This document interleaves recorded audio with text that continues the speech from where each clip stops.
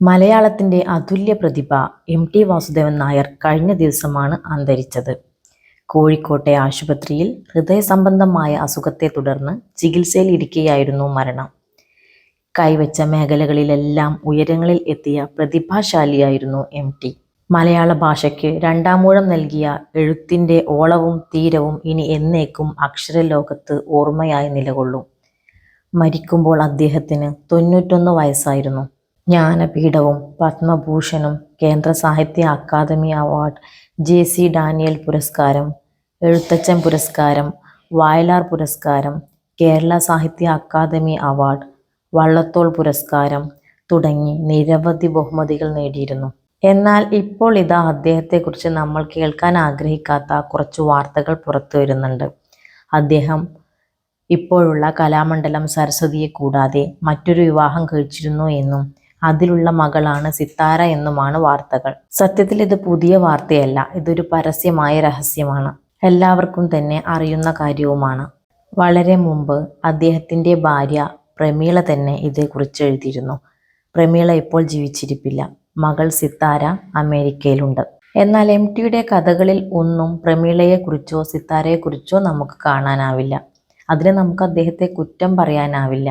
എം.ടി തന്നെ പറഞ്ഞിട്ടുണ്ട്, എൻ്റെ എല്ലാ കഥകളും കൂട്ടിവെച്ചാൽ എൻ്റെ ആത്മകഥ പൂർത്തിയാകുന്നു എന്ന്. ഒരുപക്ഷെ അദ്ദേഹം ആദ്യ ഭാര്യയെക്കുറിച്ചും അതിലെ മകളെക്കുറിച്ചും എഴുതാൻ ഇഷ്ടപ്പെടാഞ്ഞതാവാം. അതെല്ലാം ഓരോരുത്തരുടെയും പ്രൈവസിയാണ്.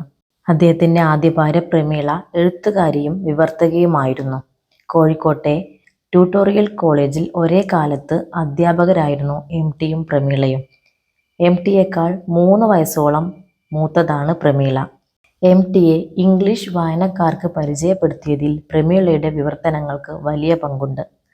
പ്രമീള നായരും എം.ടിയും ഒത്തു ജീവിതം തുടങ്ങിയതിനെക്കുറിച്ച് മലയാളനാട് വാരികയുടെ 1974 ഓണപ്പതിപ്പിൽ എം.ടി പറയുന്നുണ്ട്. എൻ്റെ വിവാഹത്തിന് ക്ഷണക്കത്തുണ്ടായിരുന്നില്ല, ചടങ്ങുണ്ടായിരുന്നില്ല. എൻ്റെ കൂടെ ട്യൂട്ടോറിയൽ കോളേജിൽ ജോലി ചെയ്തിരുന്ന ഒരു സ്ത്രീയുമായി സൗഹൃദത്തിലായിരുന്നു. പുസ്തകങ്ങളിലൂടെ ആരംഭിച്ചതാണ് ആ സൗഹൃദം. അത് കൂടുതൽ അടുപ്പിച്ചു.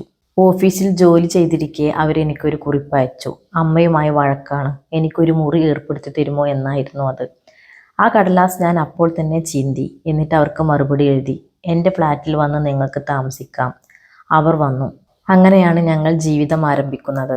പിന്നീട് പലരും കല്യാണം രജിസ്റ്റർ ചെയ്യണ്ടേ എന്ന് ചോദിക്കുമ്പോൾ അമ്പലത്തിനും പള്ളിക്കും കൊടുക്കാത്ത വിശുദ്ധി രജിസ്ട്രാർക്ക് ഞാൻ കൊടുക്കുന്നില്ല എന്നായിരുന്നു എം.ടിയുടെ മറുപടി.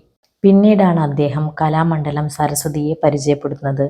മകൾ സിത്താരയ്ക്ക് നൃത്തം പഠിപ്പിക്കാൻ വേണ്ടി വന്നതായിരുന്നു അവർ. ആ പരിചയം പിന്നീട് കല്യാണത്തിലേക്ക് പോവുകയായിരുന്നു. തന്മൂലം ആദ്യ ഭാര്യ പ്രമീളയെയും മകൾ സിത്താരയെയും ഉപേക്ഷിക്കേണ്ടി വന്നു.